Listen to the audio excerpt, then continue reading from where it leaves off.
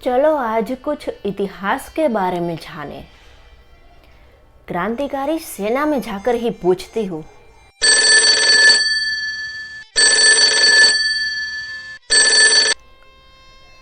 नमस्कार, welcome to क्रांतिकारी सेना।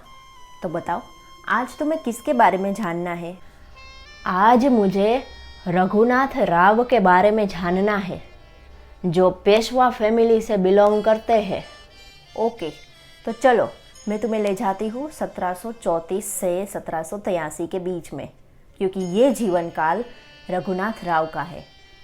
अच्छा, मतलब रघुनाथ राव का जन्म 1734 में हुआ था।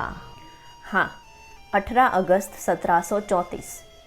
रघुनाथ राव बाजीराव पेशवा के बेटे थे और बालाजी बाजीराव, जो कि नाना साहेब पेशवा के रूप से भी फेमस थे, उनके रघुनाथ राव छोटे भाई थे। अच्छा, तो ऐसे पराक्रमी पिता और भाई थे और पेशवा फैमिली में जन्म लिया है, तो रघुनाथ राव ने भी वीरता वाले काम किए होंगे। हाँ, रघुनाथ राव ने उत्तर भारत में मराठों का प्रभाव बनाने के लिए काफ़ी बड़ी भूमिका निभाई है। मथुरा, गया जैसे धार्मिक स्थान पर जहाँ पर हिंदू राज्य भी नहीं था, वहाँ पर हिंदू राज्य वापस लाने का श्रेय रघुनाथ राव को ही जाता है। रघुनाथ राव को काफ़ी ज़्यादा श्रेय मिला था अटक और यहाँ तक कि पाकिस्तान तक मराठा साम्राज्य को फैलाने का। ओह वाह! रघुनाथ राव ने उत्तर भारत में अपनी स्थिति को काफ़ी मजबूत बनाकर रखा था, लेकिन 1761 में पानीपत की तीसरी लड़ाई हुई थी और उसमें मराठाओं की हार हुई थी। उस हार के बाद रघुनाथ राव का प्रभाव खत्म हो गया, उत्तर भारत में से बिल्कुल ही खत्म हो गया।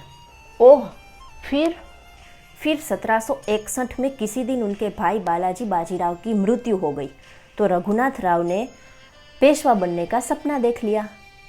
हाँ, जाहिर है कि बड़े भाई की मृत्यु के बाद रघुनाथ राव ही पेशवा बने, लेकिन उनके इस सपने पर पानी फिर गया।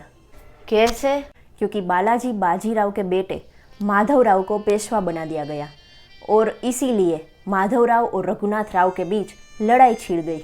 ओह, तो उस लड़ाई में कौन जीता? माधवराव, और उन्होंने रघुनाथ राव को जेल में डाल दिया। और फिर जब माधवराव पेशवा की मृत्यु हो गई, तब उनके छोटे भाई नारायण राव ने रघुनाथ राव को जेल से बाहर निकाला।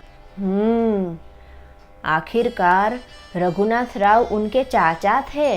रघुनाथ राव का पेशवा बनने का सपना तो था ही, लेकिन उन्हें लगा कि माधवराव पेशवा की मृत्यु के बाद उनके छोटे भाई नारायण राव को पेशवा बना दिया जाएगा, और इसीलिए रघुनाथ राव ने अपने अंगरक्षकों द्वारा 1773 में गणेश चतुर्थी के दिन ही नारायण राव को मरवा दिया। अरे बाप रे, पेशवा बनने के लिए अपने भतीजे को मरवा दिया? हाँ, उस समय नारायण राव की उम्र सिर्फ 18 साल थी। नारायण राव लगातार मदद मांगते रहे, भागते रहे और रघुनाथ राव के कमरे तक पहुंच गए, लेकिन रघुनाथ राव ने मदद करने से साफ इनकार कर दिया।